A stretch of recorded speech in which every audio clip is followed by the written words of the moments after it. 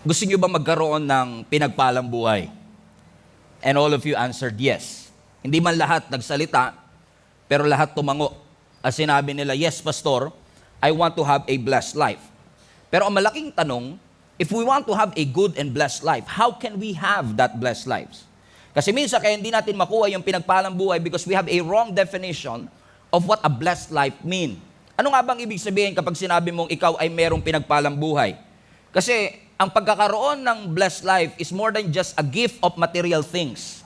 Hindi porket meron tayong mga material na mga bagay na hindi naman laging masama as long as you don't idolize these things, ay hindi ibig sabihin noon na automatic tayong merong blessed life. Everybody say amen. Ibig sabihin, yung buhay na kasama si Kristo, yun pa lang, pinagpalang buhay na. Hindi na natin kailangan ang material na bagay, at kung hindi man loobin ng Lord na magkaroon tayo ng mga bagay na ito, ang sabi ng scripture mga kapatid, if I am in Christ, I'm already living a blessed life. Everybody say, I am living a blessed life if I am in Christ. Amen? Sa mundo, pananaw ng mundo, kailangan mag-work hard ka, mag-strive ka, para ikaw ay magkaroon ng pinagpalang buhay. Pero ang sabi ng ating Panginoong Yesus, ang blessed life is not something that you work for. It is not something that you buy. It's not something that you will achieve. It is not something that you will fulfill. Ang tunay na pinagpalang buhay is something that you should find and receive. Hanapin at tanggapin. Bakit tanggapin? Kasi binigay na ng Panginoon. Pinagbayaran na ni Kristo, kailangan mo na lang tanggapin, at dahil sinabi ng scripture na seek the kingdom of God, sometimes hindi natin makita, so we have to seek it. Ang sabi naman ng scripture sa Matthew chapter 7 verse 7, seek and you will find. Ang kingdom naman ng Panginoon hindi nakikipagtaguan sa atin. As long as meron kang desire na hanapin ito, as long as nagnanais ka na mahanap ang kalooban ng Panginoon at ang kaharian ng ating Panginoon, ipinangako naman niya na matatagpuan mo. But only those who are eager, may desire na hanapin ito, will find it. Everybody say, seek and you will find. So let's define what the kingdom is. Everybody say kingdom. Ano bang ibig sabihin ng kingdom? A kingdom is influenced by the mind of the king. It's not influenced by the legislation of the group of lawmakers. Ibig sabihin, ang kaharian pala, hindi ito naiimpluwensyahan ng mga mambabatas. Ang kaharian ay impluwensya ng kaisipan ng hari. Kaya nga, kingdom. Everybody say kingdom. Eh, sabi nga nila, marami sa atin, tinawag ng Lord to be part of the kingdom, pero maraming kingdom. We don't have the idea of it. Ignorant tayo sa kingdom, kaya mayroon tayong kingdom. Amen? Ano ba ang ibig sabihin ng kingdom? Ito, ang kingdom ay territory na influence ng kaisipan ng hari, kaya nga kingdom. Ibig sabihin, king and domain, territory. So kapag yung hari ay may territory, yung teritoryo niya na yon, ang tawag ay kingdom. At yung pamamahala dun sa kingdom, hindi na i-influensyahan ng mga mambabatas, senador o congressman. Sino ang nakakapag-influensya? Come on now. Yung isip ng hari. Ibig sabihin, yung kingdom, kung ano man ang kalooban ng hari, yun ang naki-carried out. Okay. Sa democratic government katulad natin, tao ang nasusunod. Sa kingdom mindset, king ang nasusunod. Comprende? Ang ating government official, hinahalal ng tao. Sa kingdom, yung hari, once siya'y ipinanganak, yung kanyang pinagpanganakan, yun ang kanyang territory. So kung ano man ang gusto niyang mangyari dun sa kanyang territory, hindi ito nai-influensya ng mga taong nakapaligid sa kanya, kundi ito'y nai-influensya ng kaisipan at nature ng mismong hari. So kung ano ang kanyang nature, kung ano ang kanyang ugali, yun ang magiging pamamalakad sa buong kaharian. Ibig sabihin, yung hari ang pinaka-importanting tao sa kingdom. Ang sabi nga ng the great Miles Monroe, the will, the intent, and the purpose of the king is the most important aspect in the kingdom of God. Ano ang kanyang kalooban? Ano ang kanyang intensyon? Ano ang kanyang purpose? Yun ang nagmamanifest sa kingdom. Now, tinawag tayo ng Lord to be part of the kingdom. Kingdom of God. Everybody say kingdom of God. So ano ibig sabihin kapag sinabi mong you are part of the kingdom of God? Na kung babasahin niyo po ang Biblia, especially in the New Testament when Jesus came, ang definition ng Biblia, mga kapatid, is that the kingdom is the rule of Christ in the hearts of the believer. Ibig sabihin, if you are part of the kingdom, the will of the king, the intent of the king, and the purpose of the king should manifest in every believers. Kung ikaw ay nananampalataya kay Jesus, kalooban niya dapat ang nasusunod, intensyon niya dapat ang nasusunod, at layunin niya ang ating nilalakaran. Kaya nga sabi ni Jesus Christ sa Matthew chapter 6, kung kayo ay mananalangin, manalangin kayo ng ganito. Everybody, Our Father, who art in heaven, hallowed be thy name, your kingdom come, and your will be done on earth as it is in heaven. Meaning, if we are part of that kingdom, yung kalooban ng hari doon sa langit ay mangyari dito sa lupa. Let me repeat, sa democratic type of government, yung kalooban ng tao ang nasusunod. Sa kingdom, yung kalooban ng hari ang nasusunod. Siguro yun ang reason kung bakit maraming mga Christians hirap mag-submit sa king kasi nasanay sila nasusunod. Kapag hindi nila gusto ang pamamalakad ng gobyerno, people power tayo. Magwelga tayo, magprotesta tayo, at yung gobyerno susunod sa kagustuhan ng tao. Pero sa kingdom, hindi pwede yon. Sa kingdom, kahit hindi mo gusto, pero gusto ng hari, siya ang masusunod. And yun ang reason kung bakit maraming Christians hirap sumunod sa Panginoon. Alam niyo kung bakit? Kasi yes, yung ating espiritu, kumilala kay Lord, kasi alam niyo naman, no, yung ating kabuuan, yung wholeness natin ay body, soul, and spirit. Amen? Nung tinanggap mo si Jesus Christ, yung spirito mo sumunod kay Lord. Yung spirit mo na born again. Pero minsan yung soul, hindi sumusunod agad. Ano ba yung soul natin yan? Yung mind natin, yung heart natin. Kaya napapansin nyo, gusto ng spirito, ayaw ng puso. Hindi nyo ako maintindihan. Yung spirito mo, gustong-gusto magsimba kanina. Pero yung katawan mo, ayaw, gusto maiwan. Nagtatalo ngayon yung spirit at yung body. Nagtatalo minsan yung puso mo kasi gustong-gusto mo yung lalaking ito, pero yung spirito mo sila sabi, mali yan. Kasi yung spirito mo matagal ng born again, pero yung soul mo ayaw agad sumunod. Hindi nyo ako maintindihan pa rin? Amen? Yung espiritu mo sabi, wag mong kainin yung cake na yan. Pero ang sabi ng emosyon at puso mo, favorite mo yan. Amen? So hindi nagkakaroon ng pagtatalo kasi nga, yung intent ng Diyos at yung intent natin, hindi minsan magkasundo. Pero sino ba ang masusunod pag nasa kingdom ka? Si Lord. Ibig sabihin yung kanyang kalooban, yun ang masusunod. Yun ang dilema natin, ano? Kasi minsan, nire-recognize natin si Jesus bilang king, pero siya nga ba'y talagang hari sa ating buhay? O ikaw talaga ang nakaupo sa trono ng iyong puso? Kasi hanggat hindi ka umaalis sa trono ng iyong puso at inaalaw na ang Diyos ang mamahala at maging presidente at maging hari ng iyong buhay, your life will never be changed. Sabi mo sa katabi mo, we are part of the kingdom. Amen? So ang dilemma natin mga Kristiyano is this, no? Ang sabi natin last Sunday, ang kingdom ni Lord hindi katulad ng kingdom ng mundo na visible. Ang kingdom ni Lord, invisible. Ibig sabihin ng invisible, hindi siya wala siyang palasyo rito, pero ang sabi ng scripture, repent for the kingdom of God is at hand. Sa ibang translation, the kingdom of God has arrived. Dumating na yung kingdom ng ating Panginoon. So ibig sabihin, yung invisible kingdom, the moment na dumating si Jesus Christ is here already. Ang problema, invisible. Amen? So alam natin mga kapatid na God's kingdom is not of this world. Dumating dito but not of this world. Komprende mga kapatid?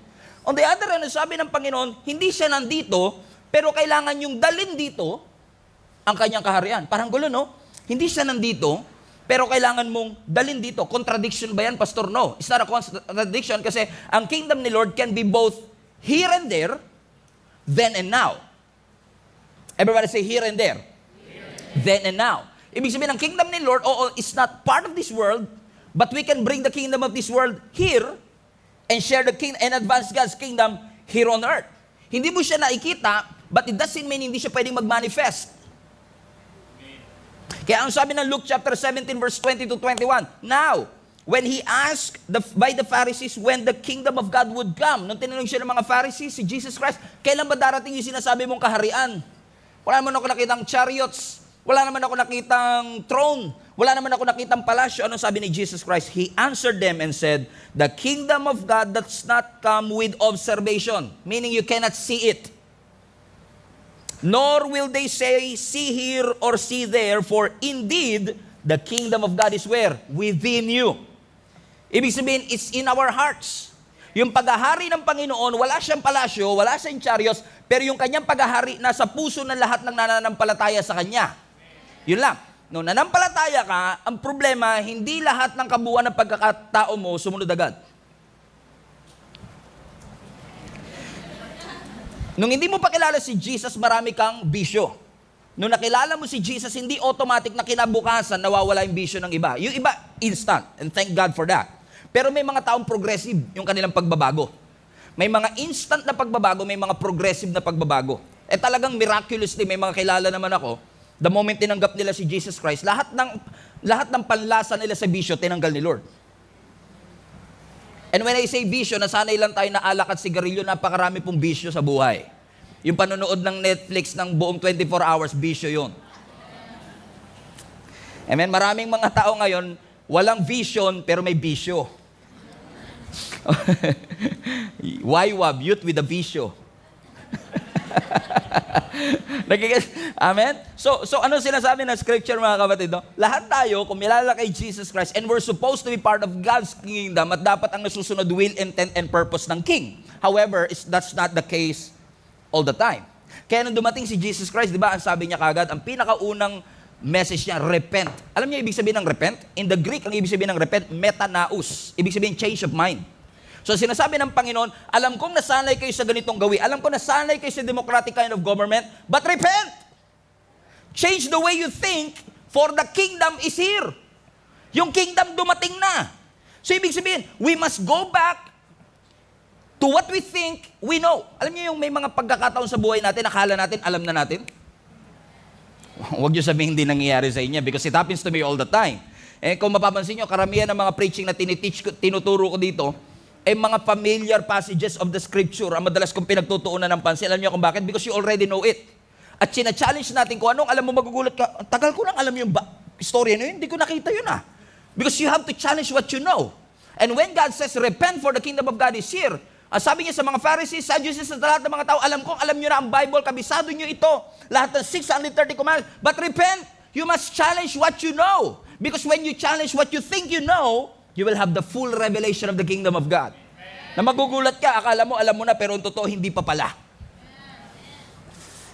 Amen ba mga kapatid?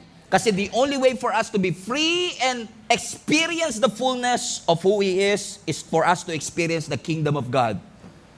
Amen? Amen po ba? Kaya sabi, repent, magbago. Minsan may nagsabi sa akin, Pastor, ako, hindi ko naman kailangan magbago kasi minsan I was talking in the lines of all of us are a slave to sin. How many of you believe that lahat tayo alipin ng kasalanan? Well, this guy na nakausap ko, sabi niya, hindi ako alipin ng kasalanan. I chose to sin. Sabi niya, pinili ko magkasala. Hindi ako nagkakasala dahil alipin ako ng kasalanan. I chose to sin. Sabi ko sa kanya, kung talagang pinipili mo ang pagiging makasalanan at sinasabi mo talagang hindi ka alipin ng kasalanan, edi hinto mo. Ba't di mo kaya ihinto? Kasi alipin ka eh. Correct? Kasi kung talagang hindi tayo alipin ng kasalanan, madali lang dapat ihinto. After all, tayo naman pala nasusunod. Pero we have to admit to ourselves, hindi tayo mababago hanggat hindi natin inaamin, alipin tayo ng kasalanan. Pero si Jesus pumunta rito, hindi para pukpukin pa tayong lalo, kundi tubusin tayo sa ating pagkakasala. And the only way for us to be free is to experience and receive the grace of God in our lives so that the kingdom of God will manifest through us. Sabi ng Matthew chapter 3 verse 2, Amplified Version, repent. Ano ibig sabihin na repent? Change your inner self, your old way of thinking. Regret past sins. Live your life in a way that proves repentance. Seek God's purpose for your life. Yun ang ibig sabihin. When you seek, when you repent, hanapin mo ang kalooban ng Panginoon, for the kingdom of heaven is here. Amen. Wala masyadong amen, ano? Masyado pa maaga para dyan, Pastor. Sana pala sa alas 3 mo na lang sinabi yan. Alam niyo kung bakit? Let me just say this to you. Lalo sa mga Christian na matagal na. The kingdom of God is not the religion. Kasi yung kingdom of God, pinalitan natin ng relihiyon. Nakakala natin, porke tayo nagsisimba every Sunday, na tayo ay pumupunta sa church every Sunday, kumakanta ng 4 na kanta every Sunday, nagtataas ng ating kamay, akala natin we are walking in the kingdom of God. That's religion, not the kingdom. So most of us are operating in religion, pero ang sabi ng Panginoon, we must operate in God's kingdom. No wonder, marami po sa atin, we've been in a ministry, we've been a Christian for so many years, and yet we cannot see evidence of transformation in our lives. I'm not here to judge anyone. I'm just trying to teach you the way out of it. Kasi lahat tayo gusto, ayaw nyo masayang yung every Sunday na pagpunta natin sa church, don't we? Gusto natin matransform ang ating buhay, gusto natin magkaroon ng pagbabago. And the solution is for us to be part of His kingdom. As sa kingdom ng Lord, ang absolute authority nasa King. Hindi sa atin. And unless ibigay natin yung full authority sa Panginoon, at sabihin natin, Lord, lahat ng aking desire, lahat ng aking kagustuhan, ay ipinagkakatiwala ko sa kagustuhan mo, kasi naniniwala kong yung gusto mo ay mas okay kaysa sa gusto ko, then we operate in the kingdom of God. Ang sabi ko nga dito, kingdom living is living a life under the authority of the King. Pag sinabi natin we are living in the kingdom of God, ang tunay na kingdom living, nabubuhay ka under sa authority ng hari.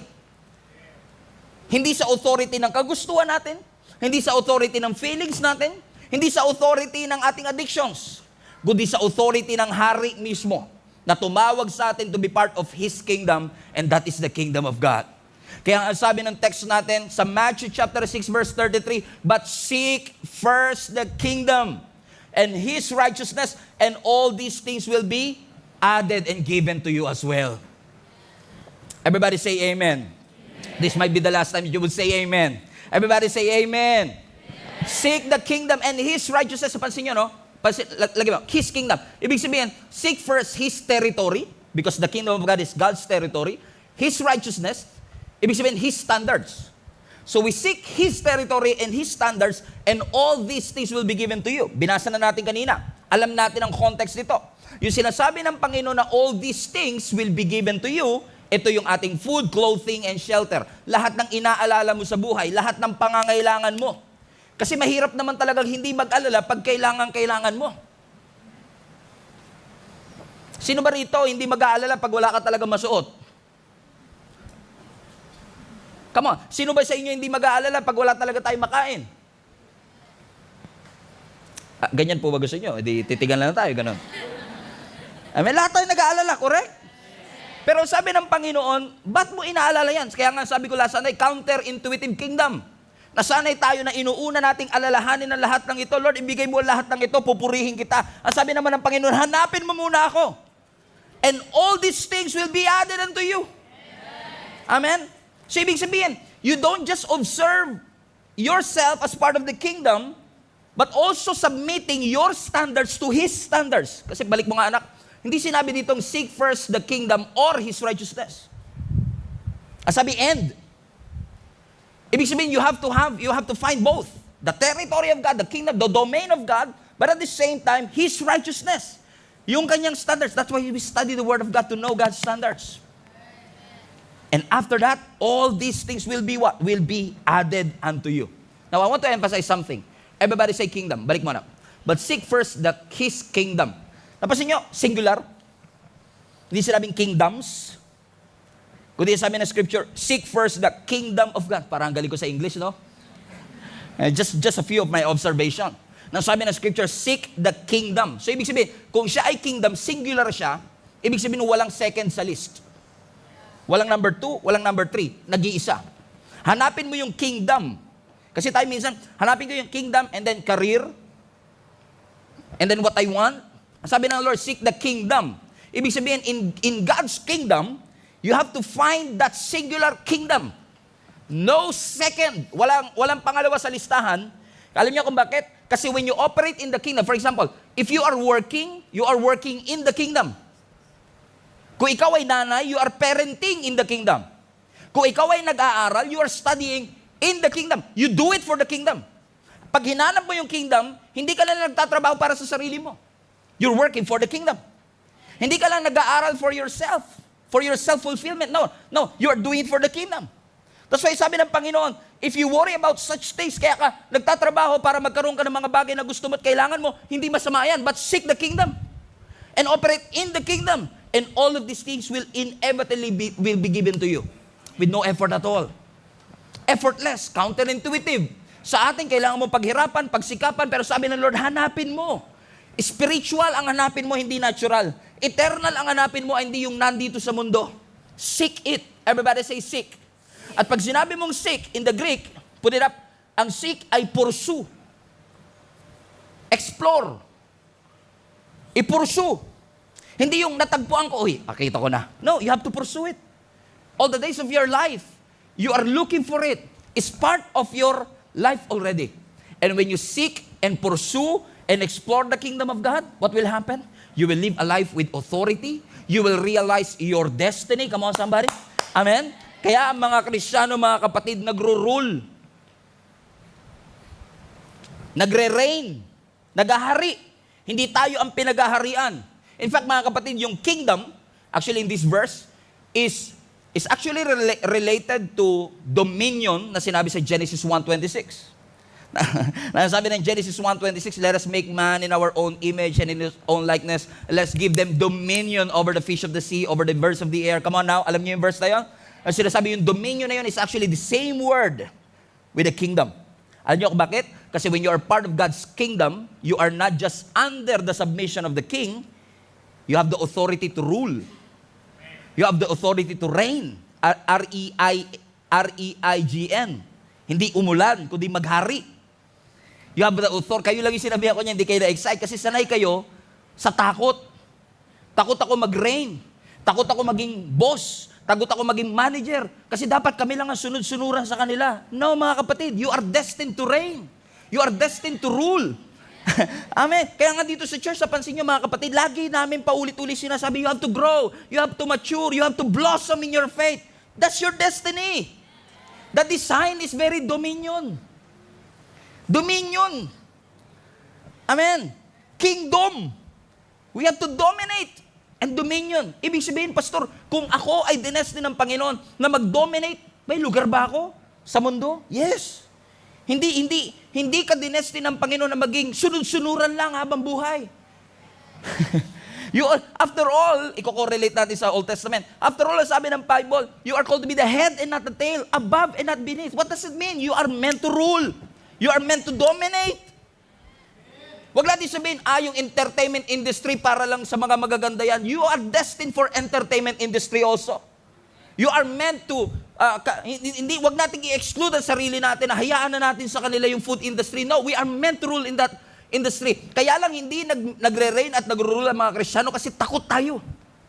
Hindi natin nare-realize na meron tayong authority sa media, meron tayong authority sa entertainment industry, meron tayong authority sa production industry, meron tayong authority sa agriculture, education, lahat ng industry. You are meant to rule. You are meant to dominate. So let us dominate that. Hayaan natin na huwag tayo. Alam niyo mga kapatid, one day pinapanalangin ko, lahat kayo, magkaroon kayo ng sarili niyong business. Na ikaw ang mayari. Ask me why. Kasi hanggat ikaw ang employee, naaapektuhan ka ng desisyon ng boss mo whether you like it or not.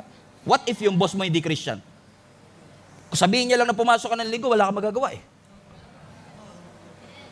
So, ngayon, sumusunod tayo kasi wala tayo sa ruling position. That's not the head. We are the tail. Now, I'm not saying, hindi natin hinuhusgahan kasi lahat tayo dadaan doon. Wala naman naging boss automatic. Amen? Kaya nga sabi ng Panginoon, you want to be first, be the last. Pinagpe-pray ko one day. Lahat kayo magkakaroon ng sariling bahay. Totoo yan, pinagpe-pray ko lagi. Alam niyo kung bakit? Kasi yung desisyon ng may-ari ng bahay ninyo makaka-apekto sa iyo. Pag ayaw ka ng peteran, wala kang choice. That's not a life that reigns and dominates and rule. That's not what God intended for us to do. At some point in our life, mangungupahan ka. Posible. At some point in your life, magiging empleyado tayo. Posible. But always remember, that's not just your destiny. It may be part of your destiny, but that's not your destiny. If you will walk in the kingdom of God, meron kang capacity and ability to rule because you have the authority. Tingnan nyo, konti lang hindi sila makapaniwala. Pastor, okay na ako na sumusunod lang. Okay na po ako, Pastor, na ako. Ano yung gustuhin nila? Sunod lang po ako. Ano mga kapatid, hindi lang ako nakakuha ng video. No? I was watching a video about this, yung mga langgam, meron silang tinatawag na death spiral. Merong part na magugulat ka na lang, yung mga langgam sa bahay mo, paikot-ikot lang sila, wala silang ginagawa. Alam niyo ba mga kapatid, ang tawag doon death spiral. Kasi yung leader nila, nawala na, hindi na nakasunod, kaya sunuran na lang sila ng sunuran sa isa't isa, kasi nga wala silang mata, no? So, sinusundan lang nila yung scent ng isa't isa, wala silang kamalay-malay, wala na silang pinatutunguhan. Umaandar sila, pero they are moving around, but they are not progressing. At hindi nila mamalayan, kakasunod nila ng kakasunod, namamatay sila in exhaustion. Sa sobrang pagkapagod, namamatay sila. Pagka nakakita kayo ng death spiral, yun na yung kamatayan nila. And they don't even know it. Alam niyo kung ba't sila namatay? Akala nila yun na yung kanilang destiny. Sunod lang sila ng sunod. And unfortunately, there are many dreams, many destiny na namatay na. Kasi akala natin hanggang sunod lang tayo. Kung ano uso, susunod tayo. Meron kang authority na magpauso rin. Amen? So hindi porkit lahat sila naka-skinny jeans, hindi ka na pwede magsuot ng belly bottom. Amen? Why? You have the authority to rule.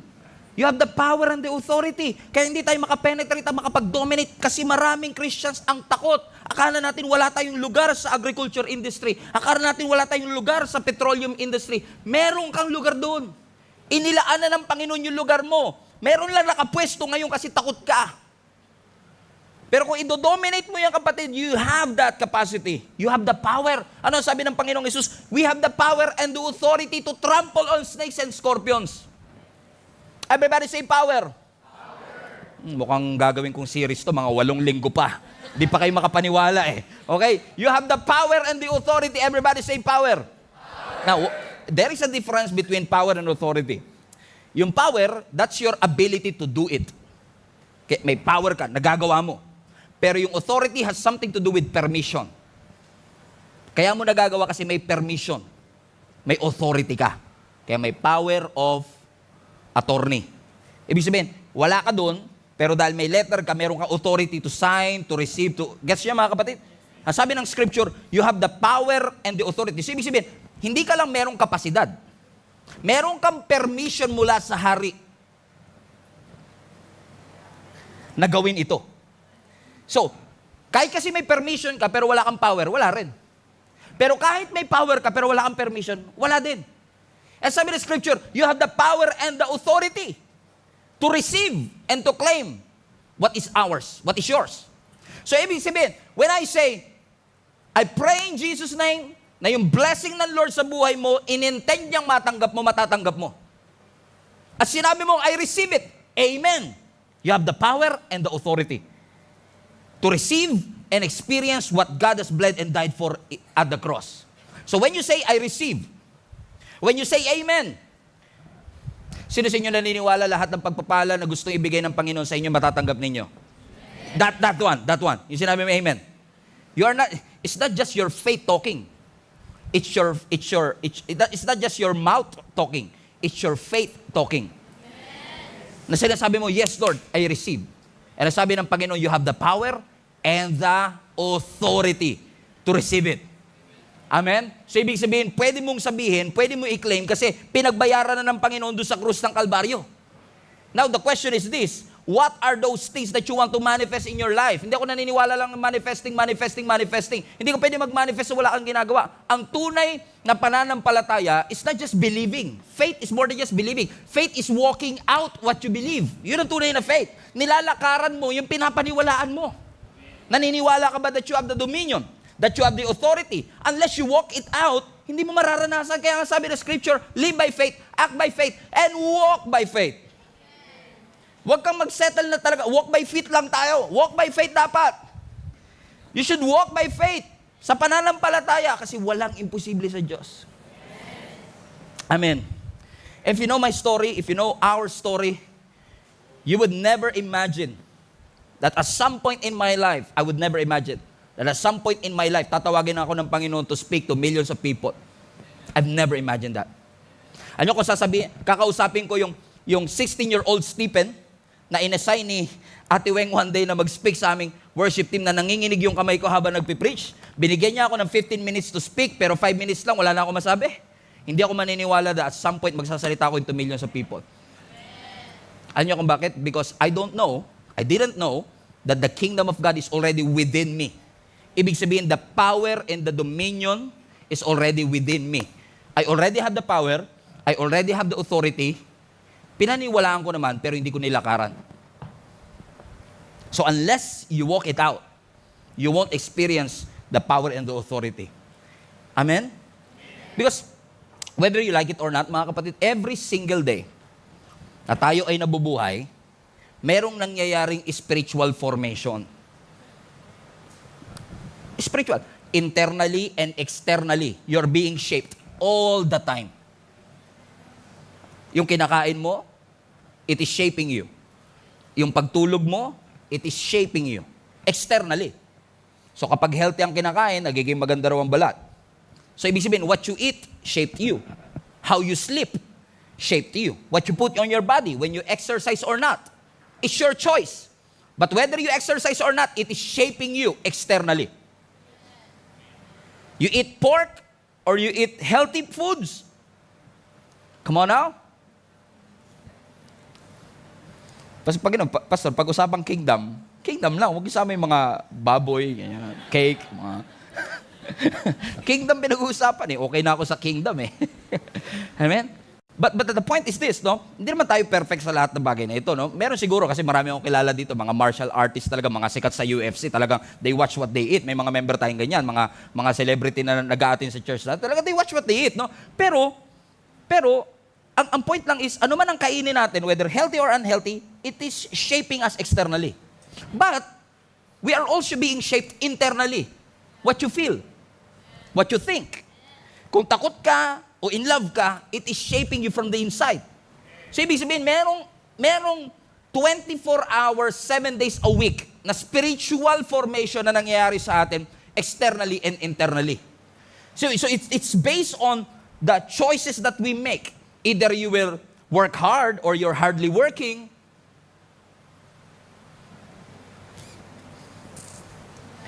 Just give it some time. You'll get it. Amen? Either you want to work or not to work, it is shaping your future. By purpose man or by accident, we are being shaped. Kaya minsan nagtanong sa akin, Pastor, sumunod naman ako kay Lord, pero ba't hindi na bago ang aking buhay?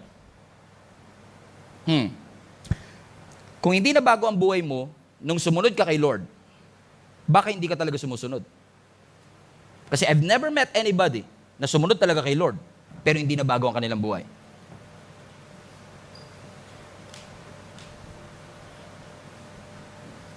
Sabi siguro ng Global Family, sobrang tahimik, no? Opo. Hindi po kayo nagkakamali. Di ba, Pastor, Jesus already bled and died for at the cross for us? Yes. Jesus already redeemed at the tree what happened in the first tree. In Genesis. Niredeem niya tayong lahat. You have the power and the authority, yes. But the problem is this, we are not walking in it. We are prioritizing what we think we need rather than what we actually need in the kingdom of God. Yun ang problema. We are having a problem prioritizing what is really necessary. And I understand, ang transition hindi automatic yan. Tinanggap mo kay Lord, transition, bago na kagad ang buhay natin. No, it's a process. Ang tunay na pagbabago po ng ating buhay, proseso po siya. Wala pong automatic, perfect na kagad. Pero ano ang sabi ng scripture? Balik natin yung Matthew 6:33. Seek first the kingdom and His righteousness, and all these things will be added or given to you. Everybody say added. So ang problema natin, mga kapatid, tanggalin mo yung highlight, anak. Papansin mo, mga kapatid, ang problema natin, gusto natin yung nasa huli. Ayaw natin yung nasa unahan. So pinagbabaliktad natin yung order. But sequence matter. Pag nagbobotones ka, kailangan tama yung unang botones mo or else lahat sablay na. Hindi nyo kailangan ng skyrocket science knowledge yan para malaman na pag mali ang unang botones, mali na lahat. You cannot correct it. Kailangan i-correct mo sa una. Hanggat hindi tama yung una at hindi mo inuuna yung dapat na sa unahan, hindi maaayos ang buhay. So hindi maaayos ang buhay natin, kakahingi natin ng all these things hanggat hindi natin hinahanap ang kalooban ng Panginoon. Hanapin mo muna. Kaya nga mahirap siyang paniwalaan kasi nasanay tayo, Lord, bigay mo to. Lord, bigay mo to. Lord, gusto ko itong tanggapin. Sabi naman ng Lord, gusto kong ibigay. But you have to work on the sequence first. Seek His kingdom and all these things will be what? Everybody say added. So, karamihan sa atin, gusto natin ng addition, ayaw natin ng prioritization.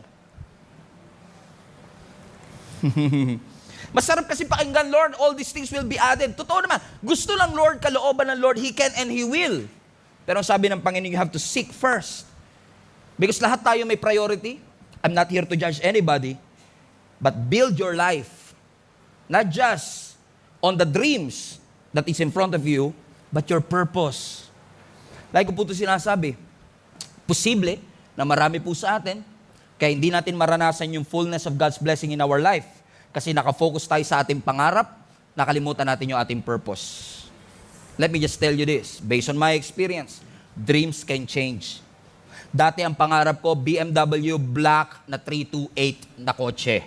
Alam nyo ngayon, settled na ako. Sabi ko, nagbago na eh. Sabi ko, sige Lord, MUX. Kasi na-realize ko, hindi porkit ginusto mo, automatic magiging sa'yo. Hindi ko naman alam na kailangan mo mag-ipon. Hindi ko naman kailangan mo bayaran yung mga ganito. Na kailangan may mga may requirement. Kaya unti-unti bumaba na rin yung pangarap mo eh. Yung affordable na lang. Nagkikes nyo? Kasi sabi nga natin, hindi naman masamang mangarap. Oo, pero mahal to pa rin yung pangarap. Hindi masama. Libreng mangarap, pero pag tutuparin mo na, it will cost you something. And that dream will change. Minsan, pinangarap mo noon, sino sa inyo, pangarap nyo noong 2015, sabi nyo, wag na, hindi na ito mangyayari. Nung 21 ka pala, sabi mo, gusto ko talaga tall, dark, and handsome. Nung 31 ka na, tall, pwede na, tall. Kasi yung maputi, pwede namang ipa-dark yan eh. Babad ko lang yan sa dagat eh. Yung handsome, mukhang delikado na to. Okay? Siyempre, nagbabago rin tayo, di ba? So, tall na lang ngayon. Di ba? Napansin nyo, dreams can change. But your purpose will not. So, ang ipursu mo yung purpose mo, kapatid. The reason why you exist. So, the order and the sequence of your priority, it matters. The sequence of your priority, it matters. Sino ang nasa number 1 ng iyong prioritization sa ngayon?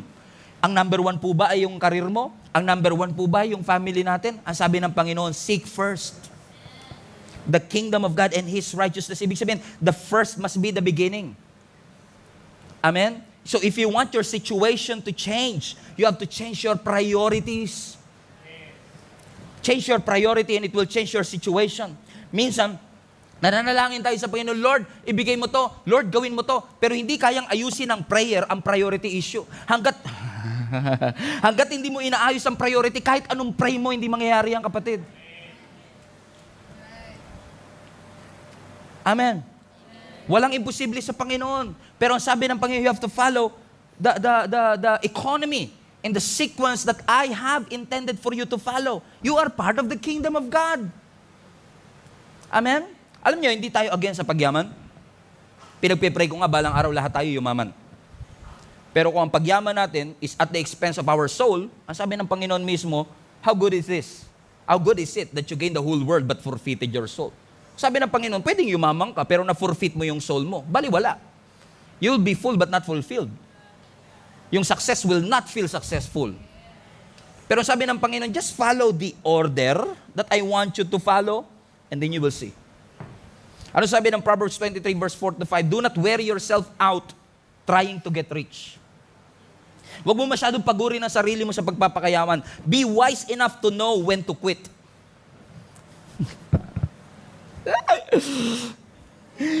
Verse 5, in the blink of an eye, wealth disappears. For it will sprout wings and fly away like an eagle. Napansin niyo ba ganun? O, totoo, no? Kahit meron, yung nagkaroon ka ng 100,000 sa bank account, tutuwa ka, wow, parang feeling ko, yaman-yaman ko na, I can do whatever I want and I can buy whatever I want. Tapos nung nagulat ka, naging 2,000 na lang, nagtataka ka pa, saan napunta yun? Lumipad eh. Hindi mo rin alam kung bakit, di ba? Because wealth disappears. At sabi ng Panginoon tuloy, sabi ng Proverbs sa atin, Proverbs siya na, the wisest book, considered to be the book of wisdom. I was supposed to entitle this kingdom wisdom because we need wisdom in God's kingdom. Pero ang sinasabi ng scripture sa atin, huwag yung paguri ng sarili nyo trying to get rich. Hindi yun ang main goal. Ang main goal, seek the kingdom. And the kingdom, kapag part ka ng kingdom, hindi papayag ang king na naghihirap yung kanyang kaharian. Kasi yung paghihirap ng kanyang kaharian will reflect the nature of the king. Kaya tapatin nyo, pagka part ka ng monarchy government, Halimbawa, sa Europe, sa Denmark, or sa London. Siyempre, kailangan ibabagay mo yung accent mo eh. Alam niyo ba, mga kapatid, if you are part of the kingdom, and yung mga taga-Denmark na global fam natin, kaya na-test to it, kasi may nakausap na ako na global fam natin from Denmark, ano yung sabi niya mismo, lahat na lang dito binibigay ng gobyerno, kasi ayaw ng gobyerno may mahirap sa kanyang sinasakupan. King kasi. Hanggat may hari, hindi siya papahig na may mahirap sa kanyang sinasakupan. Kung ang haring earthly, hindi niya pinapabayaan ng kanya nasasakupan, what made you think na yung hari nating heavenly ay papabayaan tayo na naghihirap? Amen? Yun nga lang minsan, pinupurso natin yung blessing, nakakalimutan yun natin yung nagbe-bless mismo. In our pursuit for God's blessing, nakalimutan natin yung kingdom. Lilipad dyan. Fly high, butterfly. Hebrews 13:5. Hebrews 13:5. Your way of life should be free from the love of money and you should be content with what you have. Iba yung satisfied sa content, ha? Okay? Hindi naman porke, 5 piso lang laman na sabi ng Bible, be content. Hindi yun. You work hard, pero anumang ipagkaloob sa iyo, be content. Hindi sinasabing huwag ka na magtrabaho at makontento ka na lang sa bagay na meron ka. Hindi sinabing masatisfy ka, kasi sabi maging kontento ka. After all, He has said, tignan niyo to, I will never leave you. That's your King. And I will never abandon you. Nabasa niyo pa ba yung binasa ko, mga kapatid? Basahin niyo kung paano ko siya binasa uli. Ano yung sabi ng scripture? Your way of life, yung pamaraan mo ng pamumuhay, dapat free from the love of money. Huwag mong mahalin ang pera. Maging kontento ka sa bagay na meron ka. After all, sinabi ng Diyos, hindi ka niya iiwan at hindi ka niya pababayaan. So ano ang anchor natin para makontento sa buhay? Kasi nangako ang Diyos, nangako yung hari natin mismo na hindi niya tayo iiwan at hindi tayo pababayaan. Hindi ka niya iiwan. So why do you worry about such things? What you will eat, what you will wear. Ang sabi ng Panginoon, seek the kingdom first. And all these things that you worry about, it will be added to you. May kingdom ka na, meron ka pa nito. And I know sometimes, may mga pagkakataon sa buhay natin when we struggle, parang, Lord, nasan ka? When you look behind, asan ka, Lord? Sabi mo, you have my back. Pag tumingin ka sa harap, Lord, nasan ka? Ang sabi mo, you will lead the way. Because na paniwala po tayo ng isang kasinungalingan na porket tayo ay may Kristo sa ating puso, hindi na po tayo dadaan sa storms and shipwrecks. I will never ever lie to you. Sasabihin ko sa inyong hindi kayo dadaan sa pagsubok. In fact, kung ano man yung pagsubok na pinagdadaanan nyo, there is a potential na meron pang mas matindi. Hindi ko nanakawin yung katotohanan na yon. Pero totoo din na nangako ang Panginoon. Sa kabila ng lahat ng ito, hindi niya tayo iiwan. Sabi niya, He will never leave us. He will never forsake us. Hindi niya sinabing, I will never give you problems. God did not promise us a problem-free life. Pero ipinangako niya that in the midst of troubles and worry, in the midst of anxiety and fear, sabi ng Panginoon, I will be with you. Go and make disciples of all nations, baptizing them in the name of the Father and of the Son and of the Holy Spirit, teaching them to obey what I have commanded you. For lo, hindi yan lolo, lo. Sabi niya, behold, I am with you always, even to the end of age. In fact, kung gusto mo talagang maranasan ang presensya ng Panginoon, sometimes you have to be in trouble for you to experience who He is. Kasi pag nasa trouble ka, mas matindi panalangin mo. Pag nasa trouble ka, para mas rinig na rinig mo ang Panginoon. Ang sabi ng Panginoon sa atin ngayon, He's giving us a solution, church. I know you've been worried about so many things. Naalala ko si Mary and Martha nung binisita sila ng ating Panginoong Yesus. Si Martha, busy siya sa pagluluto, busy siya sa paghahanda, busy sa ministry, busy sa gawain sa church. Pero si Mary, anong ginagawa niya? She was sitting at the feet of Jesus, leaning and gleaning to every word that Jesus is saying. Sabi ni Martha, Lord, pagalitan mo naman yung kapatid ko. Sabihan mo naman siya, tulungan niya ako dito. Nahihirapan na ako dito sa aking ginagawa. Walang mali sa ginagawa ni Martha. Pero ang sinasabi ng Panginoon, Martha, Martha, you are so worried and troubled about many things. But one thing, singular, one thing, the kingdom. One thing is necessary. And Mary did the right choice. He seek first the kingdom. He pursue God first. Huwag mo intindihin yan. All these things will be added to you. Huwag kang magpanik na wala kang tinapay na mapapakain. I am the bread of life. Huwag kang magpanik na wala kang mapapainom na tubig sa akin. I am the living water. Seek first the kingdom and His righteousness. Change your prioritization. Just try it out. Subukan mo lang. And you will see. You know, sometimes, ang ating spiritual journey ang nag-a-adjust sa ating mga ginagawa sa buhay. Pero ang challenge sa atin ng Panginoon ang challenge ng Lord sa atin for the past 2 weeks, subukan mong baguhin ang prioritization mo at unahin mo ang Panginoon. And all these things will be added unto you. Seek the kingdom and His righteousness, and all these things will be added. Ang sabi nga ng Psalms 34, the righteous person faces many trouble, but the Lord comes to the rescue each time. Kapag pinangkukuhan ka ng Panginoon, get ready to be in trouble. You will be in trouble. Nangako ang Panginoon, all these things will be added unto us. So obviously, we will be in trouble. Pero ang pananampalataya mo ba ay nasa Panginoon? Meron po ba sa puso mong puwang ang Panginoon sabihin, Lord, alam ko hindi ako sure sa future ng aking kamag-anak, hindi ako sure sa future ng aking career, ng aking buhay. Pero sabi mo, when I seek you first, when I seek the kingdom first, hindi religion kundi yung kingdom, all these things will be added unto me. Would you do it, Lord? By faith? Would you do it, Lord? Ang sabi ng Lord, when you pray like this, give us this day our daily bread and forgive us our sins. What God is saying, I am the bread of life and I can supply your needs daily. Why are you worrying? Why do you worry? Why are you anxious about such things? Everybody say daily bread. And for many years, I thought, yung sinasabi ng Lord, give us this day our daily bread, He's talking about food. No, He's talking about your faith. Do you believe that God will supply every day all your needs when you pursue the kingdom of God? Walang magagawa ang pag-aalala, pero ang pagtitiwala may magagawa.